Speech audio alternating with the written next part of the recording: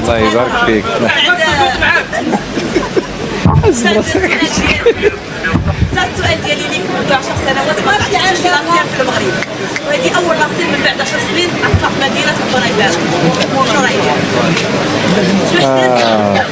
احساس ديالي لا يوصف، انا فرحان بزاف وعندي ذكريات زوينين في القنيطره، وناس القنيطره عزازين عليا وكنحبهم كيف ما كنحب ناس المغرب كله.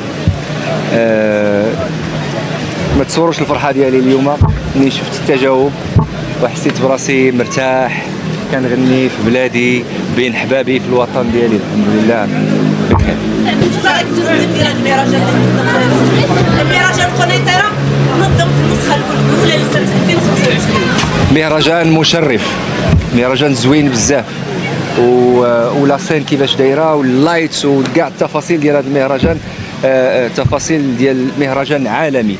فكنحيي المنظمين ديال هذا المهرجان، برافو. الحضور ديال الحر معاك، الحضور ديال الحر. الحر اول حاجه اخ، قبل ما يكون فنان كنعرفوا هذا اخ وصديق، وكنفرح ليه كاع النجاحات ديالو ملي كنشوفو نجح، ولانه يستاهل صراحه، وفنان حقيقي وكيكتب مزيان. وان شاء الله غادي يكون عندي اعمال معاه ان شاء الله الكتابه، وغادي يكون عندي ديو معاه باذن الله. رحله موفقه الحمد لله، واستقبلونا الناس، استقبلونا الشعب المصري، استقبلنا بطريقه زوينه بزاف. رحبوا بنا الممثلين، إلهام شاهين، هالة صدقي، أحمد السقا، بزاف ديال الممثلين اللي رحبوا بنا بزاف.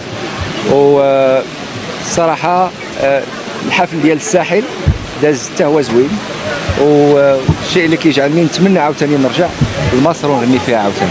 السعد واش نعيشوا في التمثيل ان شاء الله؟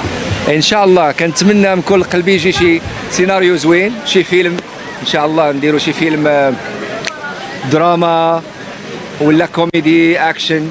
عزيز عليا لا كوميدي بزاف، وما كرهتش ندير ان شاء الله شي فيلم. كاين واحد الديو حنا كنوجدوه، لانه الديو الاول اللي هو عزيز وغالي لقى الحمد لله نجاح في المغرب وخارج المغرب، وهذاك الديو كيعني لي بزاف.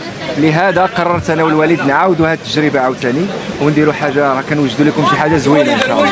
الوالده فيما نكون غادي نطلع لاسين او لا عندي شي حاجه يعني تفضل. الوالده هي كل شيء عندي، خصني نتصل بها قبل ما نطلع لاسين باش كان قلبي كيطمئن وكنطلع مرتاح، كنقول لي عليها ملي كنهضر مع الوالده ديالي. شكرا. رائع جدا، رائع جدا، وكنتمنى نعاود نجي ونغني لكم ان شاء الله. شكرا. برافو برافو. ميرسي بوكو سعد، ميرسي.